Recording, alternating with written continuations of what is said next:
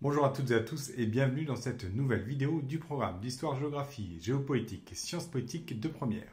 Nous poursuivons notre exploration du second thème consacré à la puissance et nous allons nous intéresser dans cet axe 2 aux formes indirectes de la puissance.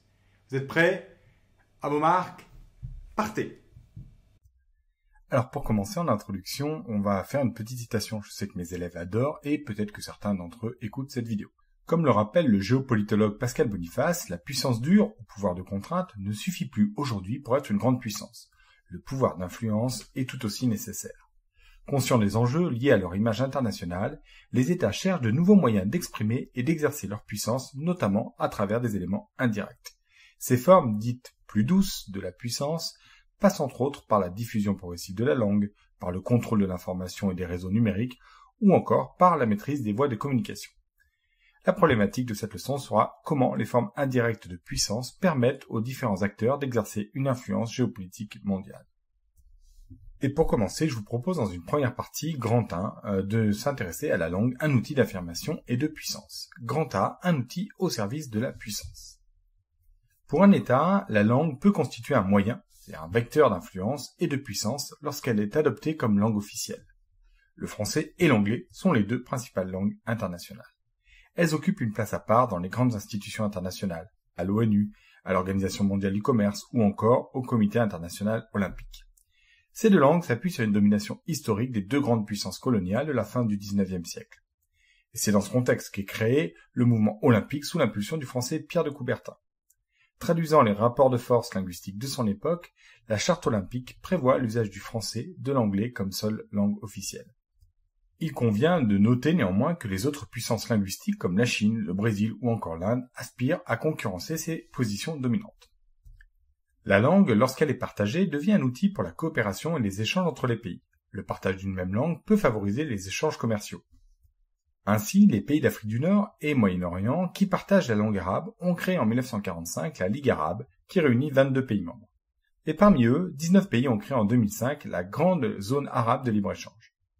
La pratique de la langue peut aussi être un indicateur de l'influence régionale d'un État.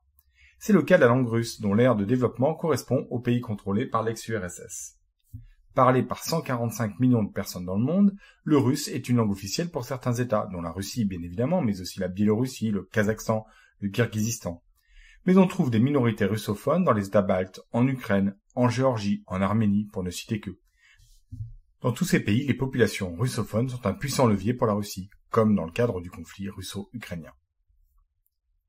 La langue est un vecteur important dans la diffusion de la culture et du mode de vie d'un pays. La production de films, comme à Hollywood ou Bollywood, et de séries, et là on peut citer les telenovelas pour les pays d'Amérique latine, permet la diffusion linguistique. La musique, devenue mondialisée et diffusée sur les réseaux sociaux, est aussi un outil d'affirmation de la langue. Et on peut prendre l'exemple du développement de la K-pop, qui a permis l'essor du soft power sud-coréen et la multiplication des locuteurs coréens dans le monde. La publication scientifique témoigne aussi de l'influence d'un pays sur les recherches scientifiques. Et là, l'anglais domine le monde des publications, avec 90% des publications scientifiques internationales dans la langue de Shakespeare. Cela permet en outre aux pays anglo-saxons de maintenir leur domination dans le monde universitaire, puisque 15 des 16 premières universités dans le classement de Shanghai sont dans des pays anglo-saxons. D'ailleurs, un mouvement international croissant pousse à la remise en cause de cette domination linguistique scientifique et l'affirmation de la diversité linguistique. Grand B, français et anglais à l'assaut du monde, outils et vecteurs. La langue est un des outils historiquement employés par les États et les empires pour exercer leur puissance.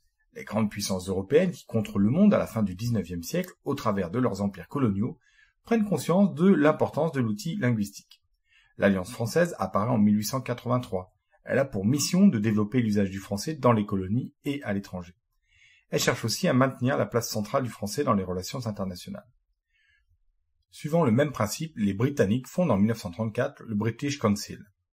La domination actuelle de l'anglais s'explique d'ailleurs par l'hégémonie économique et culturelle du Royaume-Uni jusqu'au début du XXe siècle, puis celui des États-Unis depuis les années 50 avec la diffusion de l'American Way of Life et des produits américains en lien avec la guerre froide.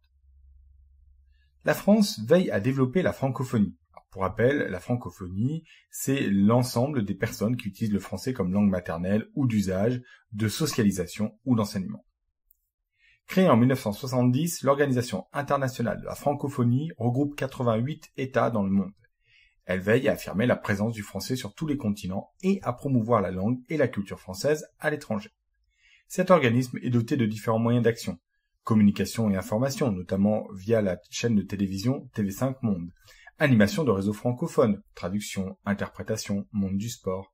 Organisation de campagnes de sensibilisation au multilinguisme auprès des acteurs de la scène diplomatique, du sport international, des médias ou du grand public. Grand C, la langue dans les luttes d'influence et les rivalités internationales. Langue officielle ou co-officielle d'une cinquantaine de pays dans le monde, l'anglais est THE langue globale, par excellence, parlée par plus de 1,2 milliard de personnes dans le monde. Soutenue par le Commonwealth, qui regroupe 53 États autour du roi d'Angleterre et développe de nombreux programmes culturels, la communauté internationale anglophone est la plus dynamique des organisations linguistiques mondiales. La langue anglaise a su s'imposer pour devenir la référence de la mondialisation. Commerce, sciences, culture, institutions internationales. Et le développement d'Internet a encore renforcé ce rôle central. Alors face à l'anglais, le chinois est la langue maternelle la plus parlée dans le monde avec plus de 1,1 milliard de locuteurs natifs. Mais la diffusion internationale du chinois est relativement faible. D'ailleurs, depuis 2004, la Chine a créé plus de 500 instituts Confucius qui diffusent la culture et la langue chinoise. Les instituts Confucius sont aussi un puissant outil d'influence et de soft power dans le monde. Les diasporas ont un rôle déterminant dans la circulation d'une langue. Ainsi, la diaspora chinoise, en créant des quartiers communautaires, les Chinatown, diffuse la langue et la culture chinoise dans le monde entier. Langue officielle ou co-officielle de 34 États dans le monde, le français reste une langue internationale majeure. Parlée par 321 millions de personnes dans le monde, ce qui en fait quand même la 5e langue la plus parlée dans le monde, le français bénéficie de la forte croissance démographique des pays francophones d'Afrique et devrait atteindre les 750 millions d'ici à 2070, ce qui ferait du français la langue la plus parlée en Afrique. De plus, la culture française se diffuse de diverses façons. Ouverture d'une antenne du Louvre à Abu Dhabi, festival du film français dans les grandes métropoles du monde, ouverture de restaurants gastronomiques par des chefs étoilés français un peu partout sur la planète, développement de la chaîne TV5 Monde, etc. Bon, on l'a vu, la langue est un puissant moyen de diffuser sa puissance à travers le monde. Intéressons-nous maintenant, dans une deuxième partie, aux nouvelles technologies, un enjeu de puissance. Grand A, les États fragilisés par les nouveaux acteurs du numérique. Depuis la fin des années 90 et la naissance du réseau Internet, les États-Unis ont vu se développer un certain nombre d'entreprises du numérique qui ont connu un développement extraordinaire. Sous l'acronyme de GAFAM, les géants du numérique, Google, Amazon, Facebook, Apple et Microsoft, accompagnés de dizaines et de dizaines de firmes transnationales, ont développé une puissance extraordinaire qui s'appuie sur des éléments traditionnels de la puissance. La puissance économique et financière, par exemple. Les GAFAM ont des chiffres d'affaires et une capitalisation supérieure à celle de nombreux États dans le monde. On peut citer par exemple Apple, qui a eu en 2022 un chiffre d'affaires de près de 400 milliards de dollars et une capitalisation en bourse qui a dépassé les 3000 milliards de dollars. Alors, pour rappel, le budget de la France en 2022 n'est que, entre guillemets, de 1454 milliards d'euros. Deuxième élément de la puissance, c'est la domination technologique. En effet, les GAFAM contrôlent et développent des infrastructures du réseau Internet, développent des logiciels d'exploitation, des outils d'intelligence artificielle. Troisième élément, une forme de soft power. Les GAFAM cherchent à influencer les sociétés dans le monde. Ils participent aux grands débats politiques par leur maîtrise de l'information, leur pouvoir de manipulation de l'opinion publique. Et là, on peut citer évidemment Facebook ou le réseau X, ex-Twitter. Les GAFAM et les autres firmes transnationales du numérique ont donc une puissance économique supérieure à bon nombre d'États dans le monde. Par leurs pratiques, ils menacent même l'existence des États. Ainsi, ils mettent en place l'optimisation fiscale qui consiste à éviter de payer des impôts auprès des États dans lesquels les GAFAM font du profit.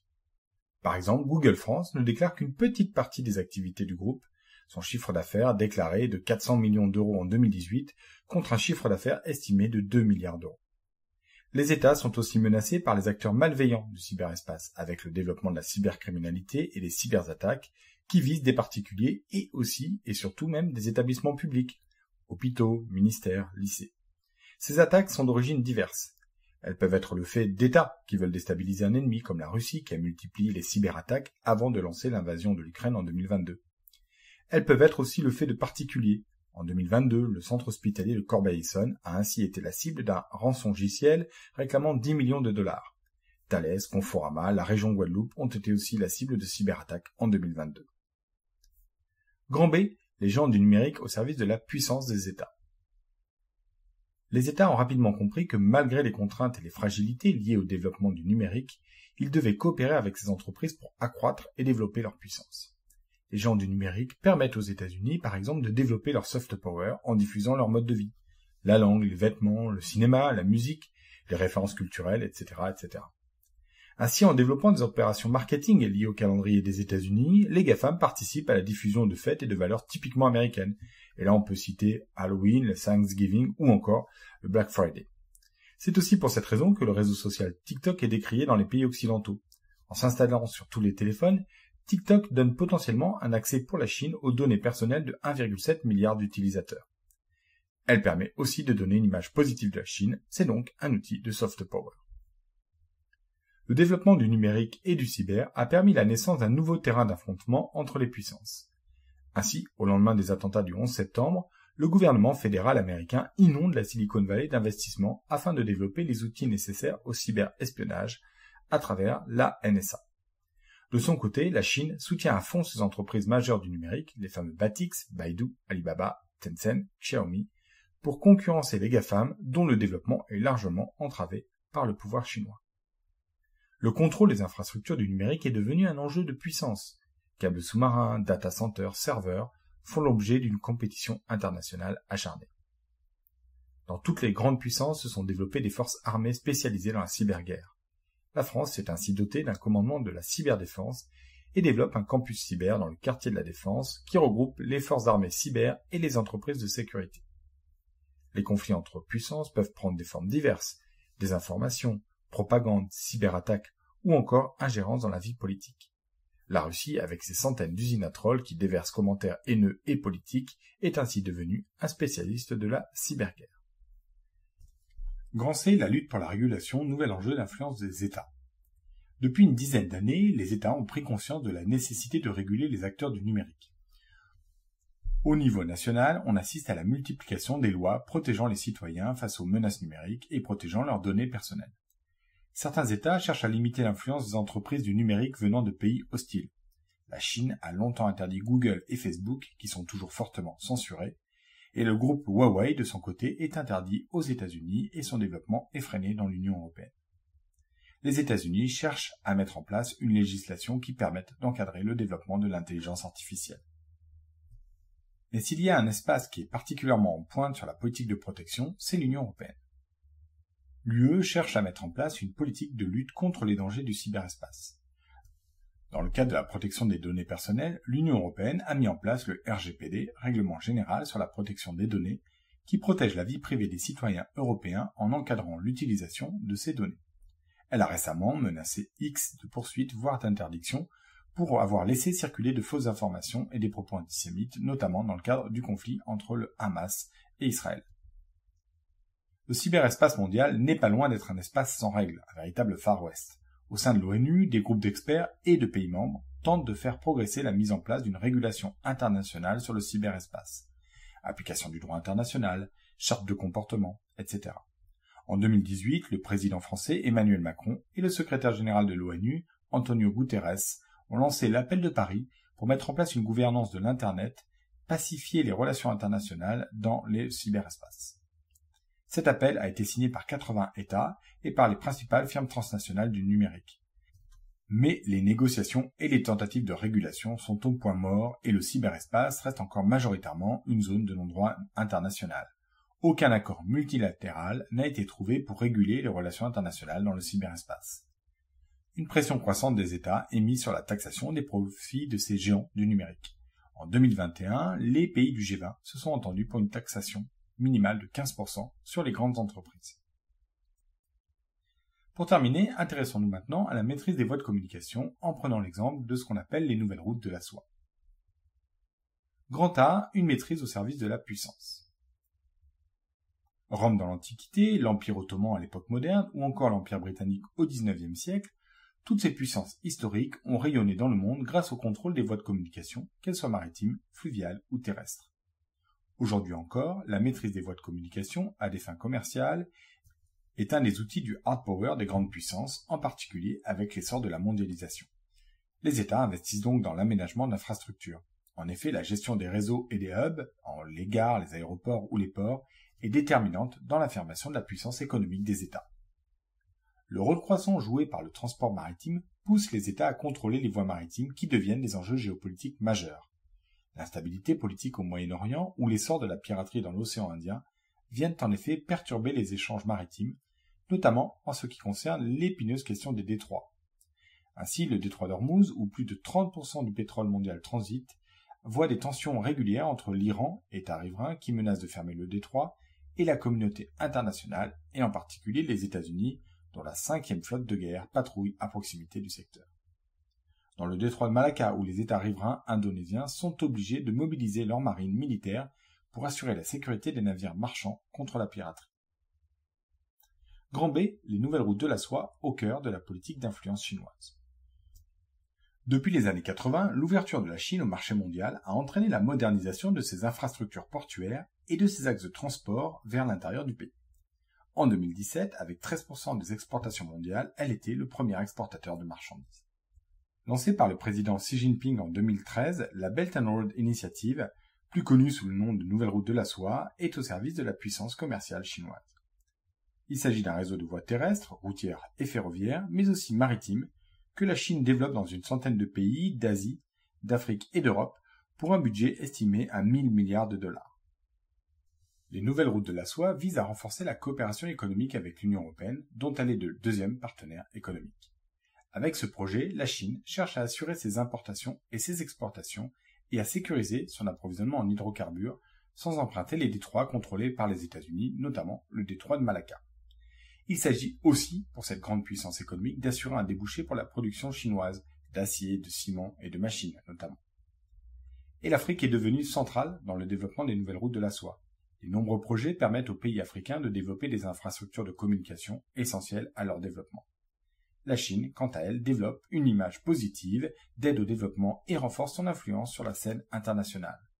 Le soft power est au cœur des projets des nouvelles routes de la soie. Alors, pour conclure, que pouvons-nous retenir?